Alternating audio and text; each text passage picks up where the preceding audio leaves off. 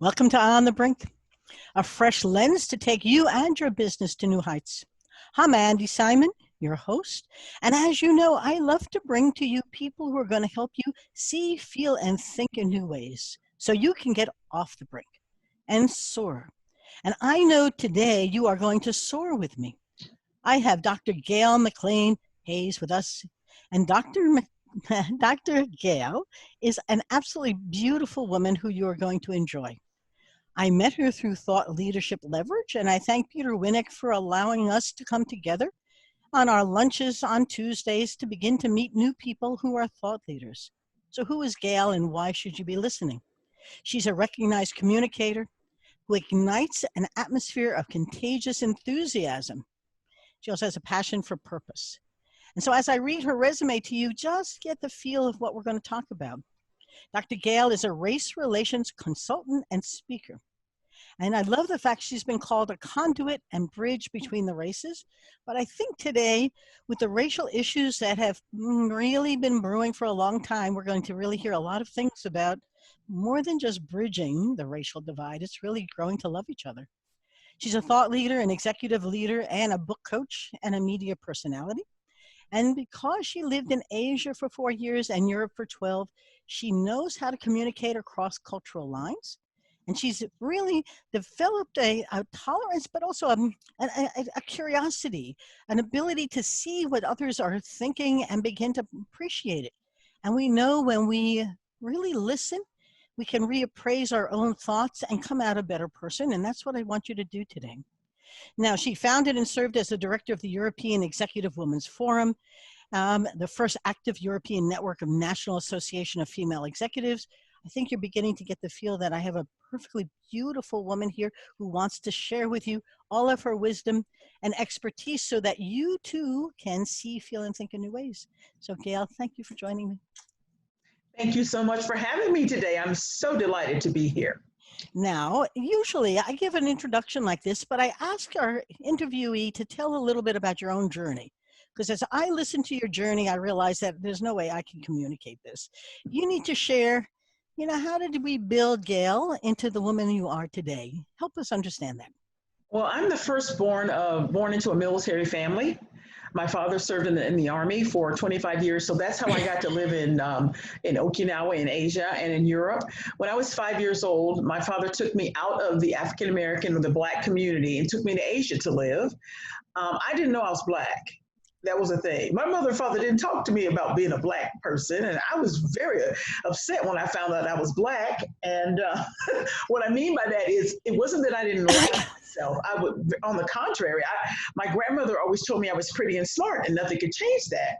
So when I went to Okinawa and I started school, I went to and I'll never forget going to the second grade. We all had those jumbo crayons from Crayola, the big ones when we were in the first grade. Well, I decided that when I went to the second grade, I needed the one with the 64 colors. I just said, I have to have it. I wanted a sharpener. Well, my mother got me that for my second grade school supplies. I'll never forget, I already had this love affair going on with this little boy who sat in front of me, and he would cradle his chin on the back of his hands and look in my face, and he would really tell me I was pretty and smart. So I decided that, when we all fall in love, one of the things that we do is we look at the identity of our boyfriend or our significant other. And so I remember finding my skin color in that box of crayons, not because I was, didn't like it. I just wanted to color somebody my own color when I colored. So of course he was my love interest. I found his color too. So when I went to school and I decided to take this relationship to a new level, I asked him to be my boyfriend and he shook his head no. Well, I thought maybe he didn't hear me. So I asked him again and he said no, and I asked why. And he changed my life by rubbing the back of my left hand with one finger. And he says, "You're Black." Well, he was the prettiest little blue-eyed, blonde-haired boy I'd ever seen before. So I was like, oh my God, he's dumb. He doesn't know his colors.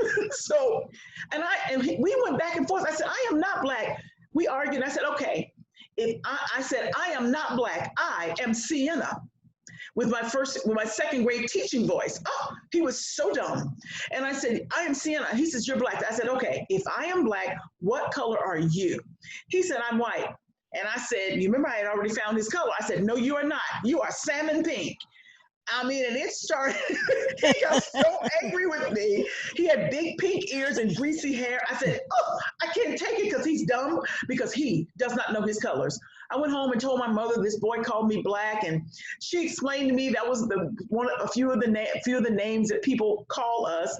And I said, Mama, I don't understand. They call us black, they call us colored, they call us Negro. And I said, Mama, I don't understand. Who is they? Because they need a box of crayons because they don't know their colors. And so I went on this lifelong journey of trying to find out my identity because people knew things about me that I didn't know. I mean, color was irrelevant to me as a child, but this is something that's taught and not caught. We're taught about these racial differences and about these things that keep us divided. And my mother and father didn't tell me about that. I just felt like I was pretty and smart, and I had to go through life realizing people knew stuff about me that I didn't know, and learning how to live in this melanated skin. Fast forward, I never let it stop me. And if somebody would come to me and I could see that there was a racial issue, I let them own it. So as a result of that, I did a lot of firsts. I was the first Black female police officer and firefighter in Chapel Hill, North Carolina. Wow. After somebody told me I couldn't do it, I said, why? I didn't want to be in law enforcement. I didn't want to be a firefighter, but somebody told me I couldn't do it. I did not know that they were looking for minorities. I didn't care. I couldn't figure out why the media kept following me. I was surpassing all the tests. They didn't expect a woman to know how to do, because it was very physically grueling, but I trained myself. I said, I just decided to focus on that. I want to do that. And I did it. And so I am a Black woman raised in white America who's former law enforcement. So I have a different kind of viewpoint, if you will, about a lot of and I also help women communicate with men because they seem to miss things, miss cues. And so I've learned the same with in my communication with across the racial divide. I have told a lot of my quote unquote white friends will say things. I said, oh, honey, you can't say that. No, don't say that to a Black person. I said, let me tell you why. So I'll correct somebody. And one of my friends told me with tears in her eyes, she says, Gail, I have been trying to talk to her for the last 10 plus years about this racial thing. She's a journalist. And she said, you're just an angry Black woman. I said, no, I'm trying to get you to understand. So she came back a few weeks ago when all this explosion happened. And she said, I really need to talk to you. She said, I am so changed in no small part to you and your patience with me. I could not understand what you were saying, but as I watched social media play out the very things that you talked to me about, I was horrified, and I couldn't contact you before now because I was so ashamed that I didn't listen to you. And she said, you held up a mirror and helped me to see my own racism. Because I felt, well, you're a Black friend, you don't understand. And I said, I already knew that, girl. I said, I knew that. I said, but I have to stand in that place, in that sacred space, and not get offended. Because what happens is we get offended. Offense stuffs your ears. You can't hear anything, you can't see anything when you're offended. And I attribute it to, you just don't know any better. I'm not saying I'm better than you, but you don't know better about me and about my people. So I have to explain some things to you. And she was talking to me about privilege. A lot of people get upset when you talk about white privilege, but I told them, I said, look, use your white privilege for good and not for evil. I said, listen, you can get in certain doors. I can't much easier. Don't forget I'm here. I said, that's the thing, is when you want to go through the door and you go, oh, I didn't even think about you. If I'm your sister, if I'm your friend, then you're going to remember that and you're going to call people out and they're going to listen to you faster than they will listen to me. And I said, that's using your white privilege for good and not for evil. I said, you can't help you have it, but you have it. Use it for good. I'm not mad at you because you have it. I get mad when you forget you have it and you forget about me. And that's really what this is all about, Andi, So I just call people out. That's what I do. But you also have a way of, we've learned so much from the neurosciences about our brains. And we need to understand that, because if you go about this the right way, as your friend finally had an epiphany and her mind opened up to reassess how she felt about what was being said to her for 10 years. Yes. And her hearing wasn't bad. She just couldn't listen right. And there's Okay. something going on now where I actually had a friend who said, "This is going too far." I said, "What's going too far?" I don't know how far it is. To your point, people have been, a baby cries, and I loved your analogy, and people don't pay attention to that baby. Parents don't do anything. They cry Mhm. louder. And then they still nothing happens and they begin to have a temper tantrum and they're shaking that crib and they're throwing things out. And the parents want to know what happened to the baby? Why are they screaming so loud? As opposed to what did we not do when they first started to cry? The Absolutely. analogy is so powerful because we can see a baby. Well, how Yes. can we not see a whole population of people who have been saying quietly and then more strongly and then more strongly again? See me, hear me, I am you. We're different, but we're wonderful together. And so, this is a really important time for us not to discount it, but to listen and start to do some. Why not? To your point, it's a time for growth and for all of us to begin to build our creative juices to solve this in a very positive way. I love your image, though, of that roll of toilet paper. We are all very much the same and very different. Can you describe that to our listeners? Absolutely. Whenever I'm talking to people, especially when you're talking about differences, I said, this levels a playing field. And I'm holding up a roll of toilet paper. It levels the playing field. I said, if you have to use this, you are not superior. Everyone on the planet who's a human has to use this. That means the only real difference in us is the melanin Yes. and maybe the culture, but we all have to use a toilet paper. If you is or unless you have something that resembles this in your culture, but for the most part, this levels the playing field, Andy, for real. Yep. Everybody uses it. That's really what I say. It's about leveling the playing field and bringing us to a common denominator where we can all communicate and we can laugh about it and say, you know what, you're right. So now let's talk. Now you have your role, I have my role. Let's talk. But you also have a way of getting people now to hear.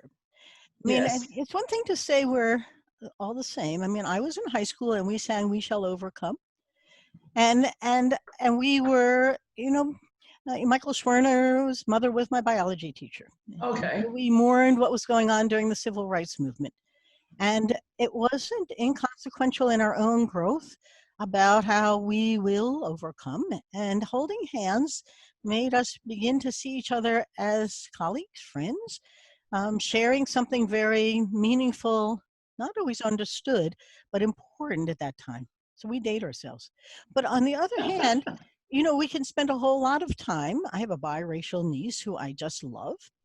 And my sister fell in love with her dad, and she is a woman who I love. And I love her as my niece, and I'm auntie. Sure. So part of this is beginning to build those bonds because we have the same toilet roll. And part of it is because we begin to find love and we talk the same, we laugh the same, we share the same joys and sorrows. And somehow Absolutely. do something very magical. And I watched it in our thought leadership group. They begin to help people listen differently and begin to see each other with love as opposed to fear and hate. Let me share that with our listeners. Well, I'm very open and I'm transparent, and I always say this is what I use. I didn't come to offend, but to inform. Mm-hmm. I'm not coming to offend you, but to inform you. And if you will just listen to me without judging, and that's the hard part, because before someone speaks, you've already made a judgment whether or not what they're going to say is valid to you. Oftentimes. And if your ears are closed, I just finished doing this training. I'm working finishing up this training called Eyes Wide Open. And it's a racial bias in the workplace. It's called Eyes Wide Open because you can have your eyes open, but they're not wide open, so you don't see everything. You only see what matters to you. Yes. And until we get to a point where we can see what matters to others, and we may not even agree with it, but it's still valid for them. That's the whole thing. Because you don't have to own it, but you have to recognize it and you have to honor it. I will tell you the biggest thing that's missing for me is honor. It's honoring somebody to stand in their space and have their own thoughts. They might be different from yours, but you need to honor and value that because then what you do if you don't, there's a universal law. What you sow, you will reap. Whatever you give out in abundance, it's going to come back to you. And it has nothing to do with ethnicity. It has everything to do with the spiritual laws. You're gonna if you sow negative rhetoric, if you sow bias, if you sow negative energy, it's gonna come back to you. Yep. No matter what, no matter who you are. And so I said, watch before you open your mouth, watch before you judge, be quiet, because what happens is this, even with whether it's race, gender, whatever it is, many times people make major decisions based upon limited information. It's almost, I remember there used to be this radio personality called Paul Harvey. Uh-huh. He would say, now, the rest of the story. And so many times we don't wait and for the rest of the story, and we make a big judgment, major judgment based upon limited information. And really, even with race, that's what it's about. We just decide that all white people act a certain way, all black people act a certain way.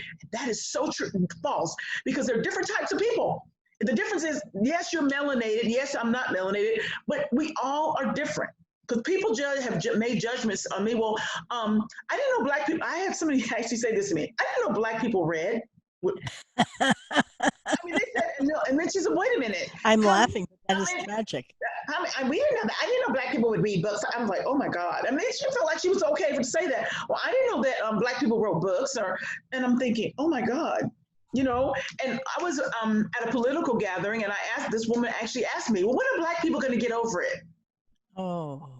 I mean, I can tell you, I have a series that I'm getting ready to do called Leveling the Playing Field, where I say 5 things you don't say to a black person. And so one of them was, when are they going to get over it? And then another one was, I have some of my best friends are black, or I don't see color. Those type of things that you do see color, or you wouldn't say that. I bet you don't say that to your white friends. Yes. I just call people out. Why would you even say that to me? You wouldn't say that to your white friend, you don't see color. You're saying it to me because I'm melanated. Look, and one lady said, well, what do we call you? And I was in a group of white women. And if I had been a different kind of black woman, they would have been in serious trouble. And this is what I said to her. It was a group of them. Well, what do we call you? I said, do we call you black? Do we call you colored? Do we call you? I said, okay, stop. Why are you asking me that? Because you want to know what to call me when you're talking about me behind my back. I said, why don't you call me sister? Why don't you call me friend? Why don't you call me Gail? I said, because when I'm talking about you, I don't say the white girl with the such and so. I say, oh, that's the girl that wrote this book, because it was around my peers. I said, that's Sandy. She wrote the book on such and so. I don't look at your ethnicity. I'm wondering, is there any way you can find it somewhere in your mosaic where you can stand in a place where you can honor me thusly? They were crying when I finished with them because they didn't even realize. I said, I was a different kind of black woman. I just do a Three Stooges thing and slap all of you. I said, but I'm not. My goal, my part of my purpose is to stand in the arena as a female gladiator and educate. And I said, I'm not going to get offended, but I need you not to do that anymore. Don't do that to a black person. Don't ask us that. I said, because sometimes we don't even know what to call ourselves because we've been called so many negative names. You almost want to take out your box of 61 Crayolas.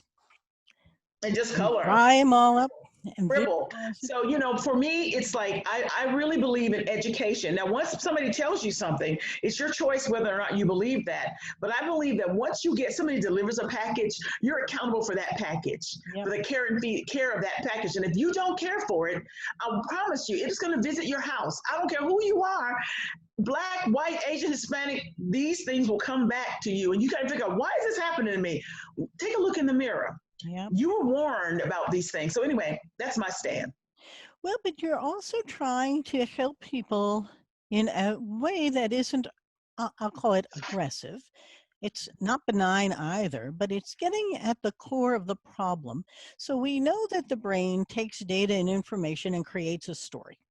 Yes. And humans, when they have that story in their mind, that's their perception of reality. There is no reality. And they all are the heroes in that perceptual story, that movie set there. And the problem often is that people who are different or strange, cultures that are different or strange, don't fit in the map and they don't quite know what to do with it. So that question she was asking you wasn't bad or good. It was, I don't know where to put you in my story. Mm-hmm. And I don't know what character to create. I don't know how you read, and I don't know how you are. And so, in some ways, when we understand the neurosciences, this isn't that easy because you are now beginning to craft a new role for them in that story in their mind. Margaret Heffernan has a wonderful book about willful blindness. Okay. Only see what our brains want us to see. And all the things you're talking about, when are you going to get over it? And all these kinds of things are in a mindset that we need to change. Part of it is media, part of it is the propaganda of media, part of it is a recognition that nobody asked to be in this situation. And this is the culture in which we are living. Now, how do we change it so that we can begin to build, I'll call it an engaging, positive one. I'm working with the Women Business Collaborative, and part of our job is to get 25% of all the C-suites being African American Black people.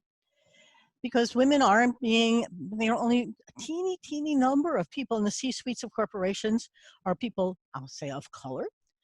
And that includes Latinos, that includes Asians, Right. includes Black. Right. Women have left corporate to form their own companies because African American women found that the way up was absolutely shut. Talk about a glass ceiling, it's a wall. And one of the chapters in my book, Delora Tyler, tells you that she just got tired of saying things that nobody listened to. And they, Like the baby. yes. So she said, the heck with you, and formed her own company, was extremely successful, but not within the corporate environment. So there are some really important guy-gal things to work on, Mm-hmm. and Yes. people who are different from each other to begin to build better bridges. Because what we know is that the diversity of all kinds leads to better success. So Absolutely. why are we holding ourselves back from success when in fact we can build better together? I think. Well, what you're saying, most people don't hear that message, or if they do, they ignore it because it's true, but it's true. And sometimes people look at the source of the information, although it be true, they don't want to see it as valuable.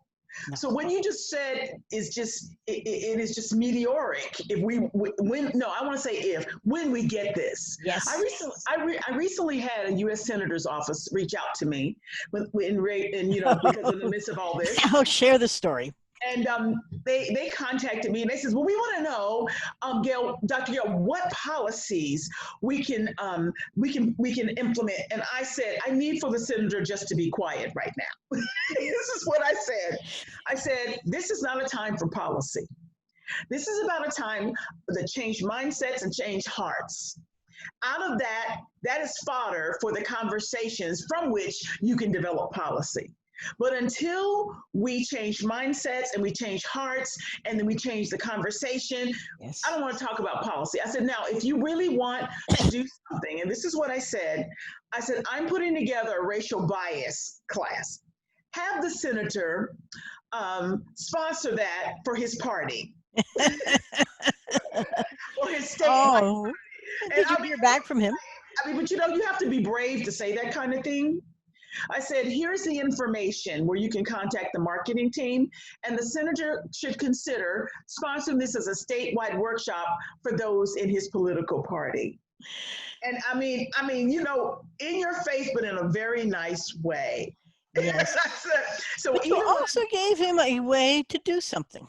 Yes, you want to be active, do this. And it's like when I'm talking to women and women are angry about this things that we have not achieved. And I hear this toxic rhetoric. And I said, well, if we're doing this and we don't like what they're doing, how much better leaders are we going to be? And we're spewing the same negative rhetoric. Yes. And I said, we have to watch what we say. I said, aren't we women? I said, to me, we don't have to act like them. If we want something, then we know, let's get real, feminine power ain't no joke. Yes. The bottom line is, I'm not going to act like a man in order for me to gain power. I'm going to walk in and say, hi, how are you? Well, that's one woman once told me, she said, you're batting your eyelashes and you are manipulating. I said, no, I'm being female, honey.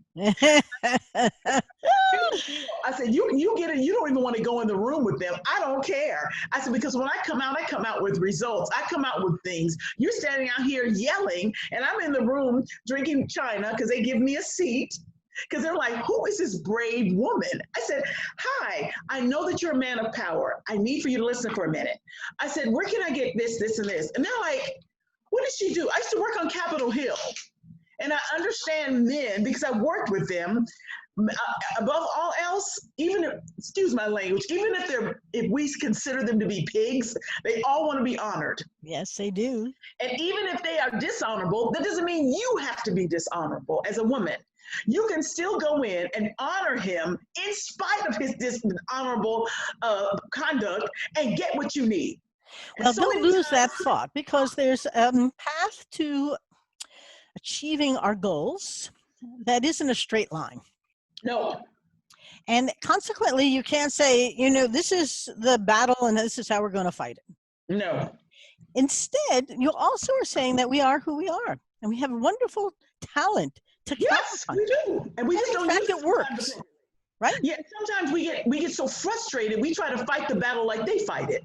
And it doesn't work for us. And then they said, well, I am equal to him. I'm not saying you're not equal. I said, honey, he's a man, you're a woman. The bottom line is this: we both have the testosterone and some of that running through us, but we're not men. The bottom line is this is what I said. I'm going to tell you straight up what I tell women, and they go, oh my God. I said, we have something that men don't have, and it is called simply. And for your listeners, I am wetting my finger with my tongue and dropping it like honey. We have something called the nectar. I don't care how crazy a man is. If you just give him a drop, they expect you to say something crazy. They expect you to come to them with negative rhetoric. When you don't, I say, ladies, give them something they do not expect. Yes. And so we can get what we need without being like them. And there's something more. That's what emotional intelligence is. Yes, but in doing that, they also aren't diminished. They aren't punished. They aren't battle. And we aren't either. And we aren't either. Using our power. We are using our power in a very different way. Why do we try to fight a battle using masculine power when we're female? Exactly. And I see it all the time. And I hear women say, well, they won't let us in. I said, well, no, I wouldn't let you in either. What? I said, one thing men don't want to hear is, yeah. I said, they like bullets. I said, I learned this working with them. Give them a bullet. Say, I really need this done. What can we do? Well, I don't like that. Well, who can you get on your staff to help me with this? Don't take no for an answer. And you just focus on the one point, because once you get the one point, the other points will follow. Yeah. Tip of the spear, best be sharp. And I said, we fight so many battles the wrong way as women. And then we can't figure out why we keep getting swatted like flies. Well, you give them all this information that, it's like I heard somebody say, that our chief executive right now only likes one-sheeters. Everybody likes one-sheeters. I'm being real with you. People are busy. Give them one sheet. When you give them 20, 30, 50,000 sheets, they go, everybody's confused. You already have those. So give them one at a time and say, what can we do to get this done? And then somebody else says, what can we do to get this done? Yes. But we're trying to fight a war with men like we're men. I don't get it. I'm just saying. Well, but it also works for you. So there's a little bit of trust here that what we're saying, but there's also something that's quite honest that's important to emphasize. People are different. Men and women are different. Susan has her book, This Paradox of Sex. We grow up differently. We play different games. The research is really fascinating. Yes, Put a bunch of girls and boys in a room with blocks. The girls make a kitchen, and they have all their babies, and the guys are pirates, and they want to save the damsel. And it starts when you're a kid. That's okay. Yeah, it is. Duplicating each other, but you do have to figure out how to work together to get us all better. And that means capitalize on that collaboration and the comfort and the caring. Care about them. It's okay. And they will begin to tackle you. Nope, they'll begin to care for you without tackling you, because you're giving them something that they need, while at the same time beginning to show them how they can get there. And quite frankly, most people don't want to be bullied. They want to know, how do I do this? Show me the way. And there's real magic. And men don't want to be manipulated either. So one woman said, that's manipulation. No, it's not. It's being female. Men do three things well. They protect, provide, and serve. Believe it or not, if you really watch them, they protect, they provide their stuff, they're territorial. And I said, they don't want you coming into their territory running them, even if what you're saying is right. Even if what you're saying is right. So you have to figure out, okay, so what does he need? He needs to be honored. How do I get him? And I'm not saying we all have to be protected. I'm not saying that. The female of the species is the most dangerous. We all know that. But what I'm saying is you got to give them their due if that's another thing when we want to come together. We're trying to come together now. Yes. So that means we've got to listen to each other and see the cues, see what's important to the other side. This is with race, this is with gender, this is with all of this. You've got to honor what's important to the other person. And so that's but that doesn't mean that you diminish who you are. No, not in any way, shape, form, or fashion. But it does mean that by taking who you are, you can begin to have others respect you and begin to listen as if you're colleagues, not competitors. And the game isn't about you win, I lost. It's about together we do better. Am I hearing you right? Right, and together we win. Together we win big. That's it. Together we win big. Because once you understand the differences, there's certain things listen, it's like I was saying earlier. Certain people can get in certain doors. Let's just get real. We all want to go through the door. We can't go at the same time. So if you know this person can go through the door, you let them go first. It doesn't diminish you. It doesn't mean that person is more important. It just means that the entry fee for that door is something you can't pay. I mean, let's just get real. That's reality. That is. It doesn't mean you can't get in. You got to get somebody who has the goods or who has the assets to get into that door. And as long as they leave the door open and say, "Come on," that's when we have a problem. Because if you go in there by yourself, a lot of times they'll throw your dead carcass out. But if we go in numbers, we will not be denied. Well, hold that thought. We are just about, for our listeners and our viewers, because we're going to be keeping this as well. Okay. We are. I'm celebrating the joy that Gail brings to us because I do think that we're at a moment where we must listen differently and treat each other differently to come out better than we were before on all kinds of things, whether it's the pandemic, the civil unrest, the economics. This is not going to be an easy recovery on any level. And it's a wonderful time to bring us together into something bigger than each of us alone. Gail, some things you don't want our listeners to forget. Let's wrap up. I want them to remember how important they are in this. That one word can change another person's life instantaneously. Yes. I want you to watch what you say, your words, because when your mind is touched for good and your heart is touched for good, good things are going to come out of your mouth. It's about changing the conversation, changing another person's life. Even if you hate them, the ones that you don't like are the ones you need the most to sharpen you and who you are. Trust me on this. And they're the ones that probably are guarding things that you need. We can change the conversation by speaking a positive word in an instant and change somebody's perception. Give people something they do not expect. Well, and I do think the word that I'm going to urge you to think about is the word we. Judith Glaser at the We Institute and the work she did showed us how when we talk about we, the oxytocin, that wonderful chemical in our brain, makes us love. But when we say I, the cortisol emerges and it hangs around for a long time, making us fear, flee, appease, and the amygdala hijacks us. So your brain wants lots of we and very little I, and it'll come to the realization that we together are far better than me alone. Am I right? I agree with you. But for those that don't get that, if they say, I can speak this word and I can make that change, then they can create a we. Yes, that's true. You create a we. To say, if you go in with the intention of creating a we, it's okay if you lead with the I. I love it. But that is true because it is. Now, remember, listeners, you're listening. You need to hear what other people are saying and try not to judge it before you hear it. Right. So I've tried to be patiently listening to Gail today. I hope you have as well, because this is not, you can't jump on this. You need to be patient and listen to. And as you reappraise what you're thinking, your brain is going to go, oh, I'm going to be more optimistic.